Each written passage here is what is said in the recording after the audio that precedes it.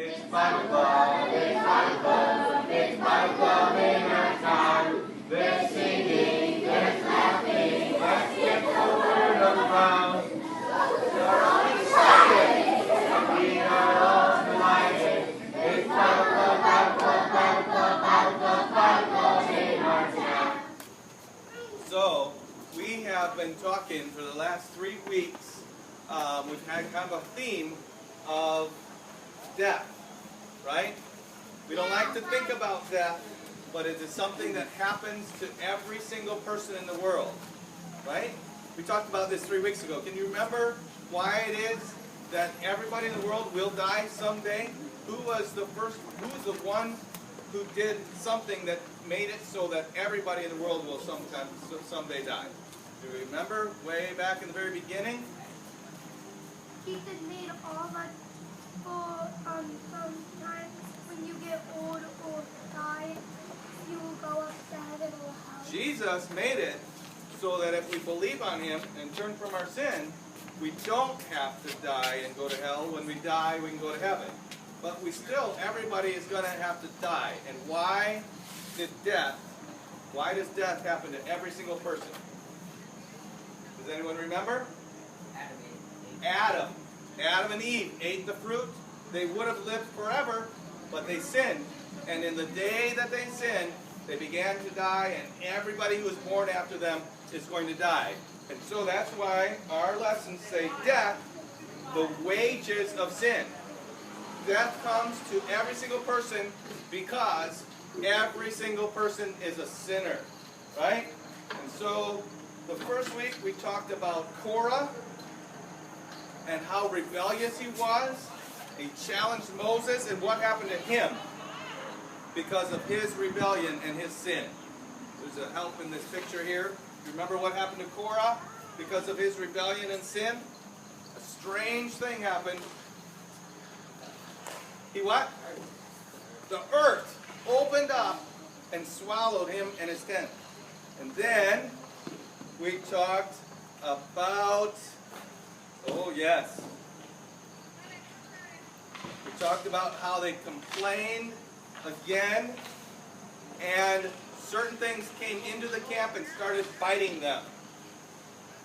And I don't think Ian was here this week. This was 2 weeks ago. Their whole family was not here this week, so we need some other help. What came into the camp and was biting them?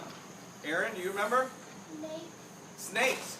Fiery serpents, the Bible says. And do you remember what God told Moses to do so that they could be healed from the fiery serpent bites? Do you remember what they were supposed to do? What did Moses have them do so they could be healed from those fiery serpent bites? Remember? He put the serpent up on a pole, and everybody who would just look at the serpent would live. And that reminded us of who? Jesus, because Jesus was lifted up on a cross, wasn't he? And everybody who will look to Jesus can live and be saved. And then last week, we talked about, you remember what funny thing? I don't know if I made it sound funny, but it's funny to me. What funny thing happened during our story last week? Something that doesn't normally happen? Does anybody remember? You do? What was it? You remember being here last week. No, snakes was 2 weeks ago. Something with a donkey. Remember the donkey last week? Something funny happened with the donkey? Oh, there's Maritza and Aurora. Okay, what happened? What did the donkey do? He ran away from what? From the angel, that's right. He ran away from the angel, and then he smashed Balaam's foot against the wall, and then he just sat down, and Balaam was mad and angry with him, and then what happened? He talked, that's right. The donkey talked to Balaam, and Balaam talked back to the donkey. So, alright, so this is the last week in our lessons, and we're going to go back just a little bit, but I'm going to tell you about something. Sometimes we think that the important people, they get away with doing things wrong, don't we? We think like people that have power and all that, they can do things wrong and get away with it. But does anybody get away with sin before God? No. In fact, the Bible teaches us, and we're going to learn today, that God holds those that are in authority and that have power, He holds them under higher responsibility. I know there's a train coming. So beside all the other noise, we're going to have the train too. So God, who was the leader? Who was the most important man in Israel for the last several weeks of our lessons? Who is the leader? Well, Israel is God's people, but who's the man that God has leading Israel? Who? Aaron is the high priest. Jesus hasn't come along yet. Who? Moses. What do we remember about Moses? Remember when Moses was born? And the Pharaoh said to kill all the babies, but was Moses killed? No, they put Moses where? In the river, and who came along and rescued Moses from the river? This was a long time ago. So I might just say, the daughter of the king. And the daughter of the king rescued Moses, and then he went to the king's palace, didn't he? God prepared Moses then, and then Moses went out into the wilderness, and God called Moses back, and he led the children of Israel out of Egypt. Remember some of the mighty things that Moses was able to be a part of? He turned the water into blood, right? And he didn't do it, God did it, but he was there, and they led the people out of Egypt, across the Red Sea, and Moses talked to God, didn't he? Do you remember when Moses talked to God? He went up on the mountain, and God talked face to face with Moses. God gave Moses certain rules for everybody. Do you remember what we call those rules? Everyone else? The 10 Commandments. That's right. The 10 Commandments. God gave Moses those. And so God showed Moses what the tabernacle was supposed to look like. Remember we learned about the tabernacle? God told Moses so Moses could tell the people. Moses was a very important man, and he had been leading the children of Israel for 40 years now. And the children of Israel had sinned, and God had punished them but forgiven them, and all that. And so it came to a day that the children of Israel, this is 40 years later after leaving Egypt. They've been wandering around the wilderness, and they got to a certain place called Kadesh, and they couldn't find water. Now that's pretty hard times. Back then they didn't have like faucets that water came out of, but there was no water. So if there's no water, you can't drink, right? And if there's no water, that's one of the ways that we cook our food, right? We put some food in water and we boil it, so it's hard to cook our food. And if there's no water, we can't wash our clothes.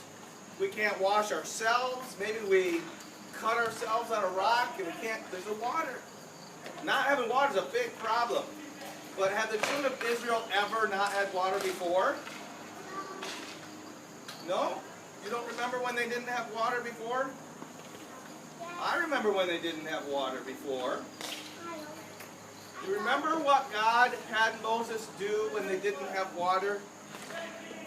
Does anyone remember? Got to think way back. Think really hard. We got to stop. We got to just concentrate right here. It's hard. What? They didn't have water, and God had Moses do something. Ian, are you starting to remember? What is it? That's right. He took his rod and he hit the rock. He hit it, and what came out of the rock? Water. Water came out of the rock. Well, the people were complaining. They were saying, we don't have water. Moses, why did you take us out into all around here? It would have been better if we had just died in the wilderness. Is God even among us? Now, did they know the answer to that question? How would they have known if God was among them? Cody, do you remember? I'll put you on the spot. Remember how God showed him that he was with them? The cloud, that's right. There was a cloud over the tabernacle. It was a bright white cloud during the day, and at night a fiery cloud. So if they saw that, did they know God was among them? But they didn't have water, and so they're saying, do we even know if God is among us? Every morning they went out and they picked stuff up off the ground. Who put that stuff on the ground for them?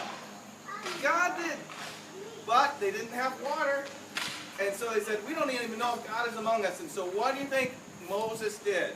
What did Moses almost always do? Whenever the people complained, what do you think Moses did? He bowed down on his face before God, and he asked God, what am I going to do with these people? What are we going to do for them? And God was patient. God is very patient. And God said, here, Moses, this is what I want you to do. I want you to get your rod.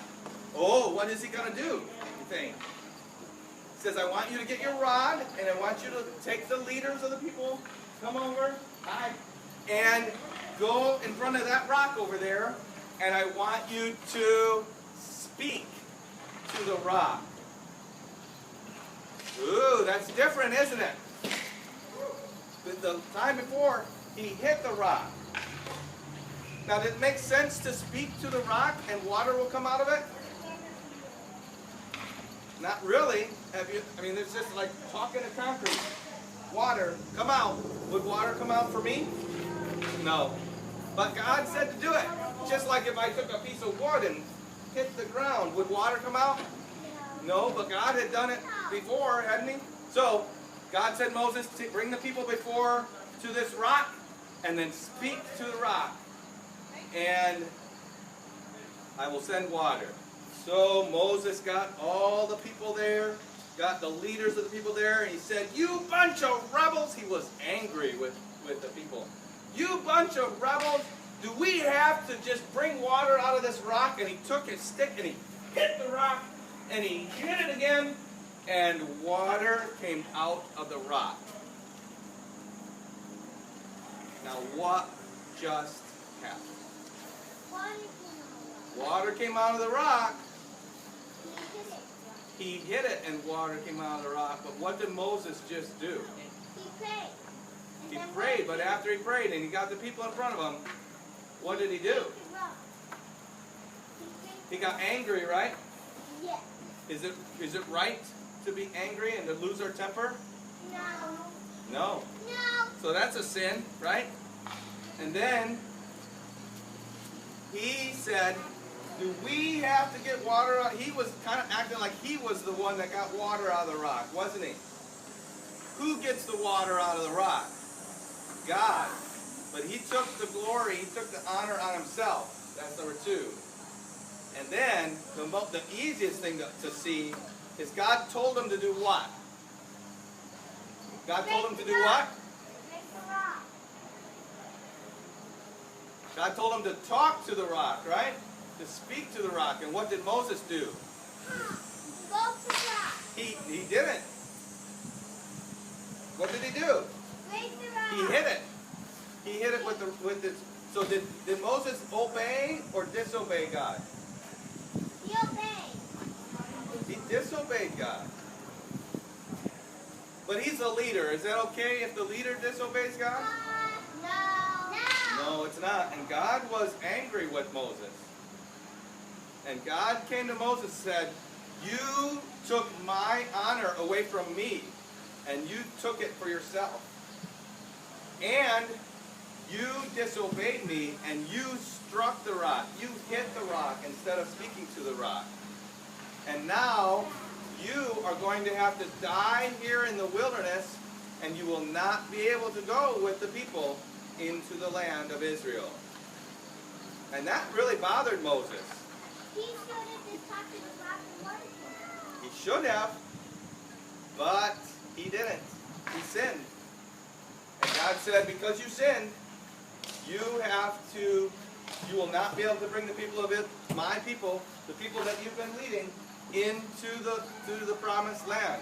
And that was a significant punishment for Moses, because he asked a couple times if God would still let him go. And do you think God changed his mind? No. No. God is not a man that he would lie, neither the Son of Man that he would repent. And so Moses did not get to go into the promised land.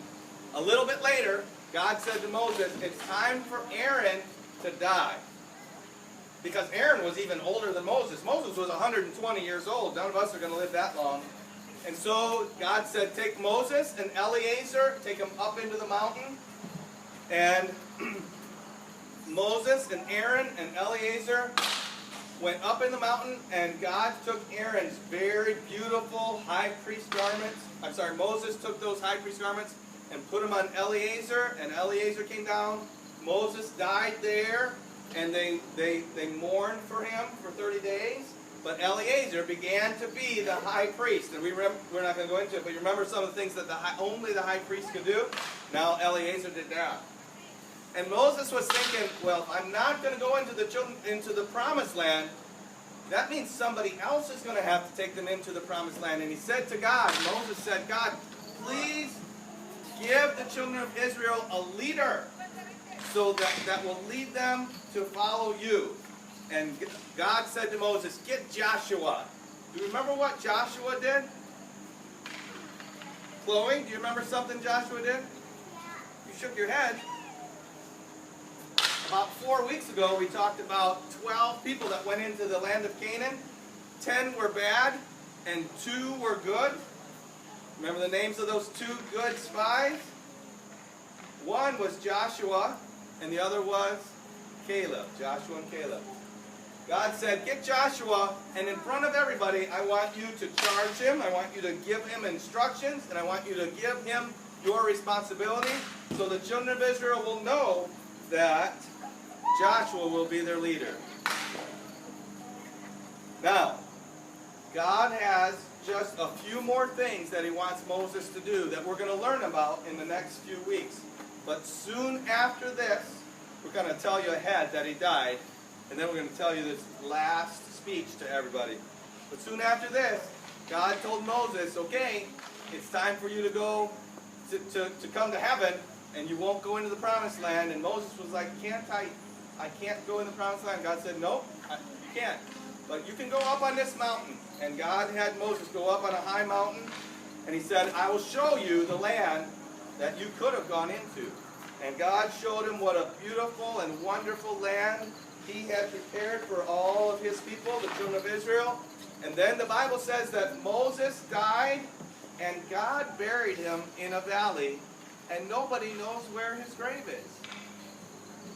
We don't know exactly why God did that, but God buried Moses after he died, and the children of Israel, well, we're going to have to see what they do.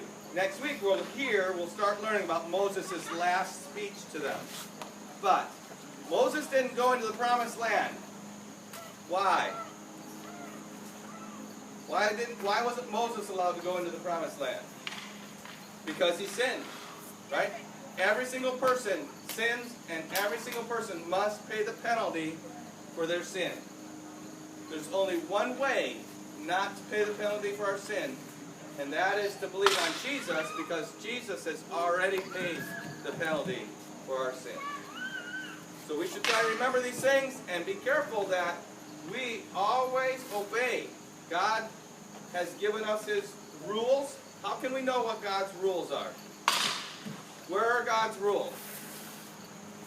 Are they somewhere where we can see them and know what they are? No. They are. They're in the Bible, right? So we just need to read the Bible, understand what it says, and obey that, and then we can have a peaceful and joyful life regardless of what happens around us.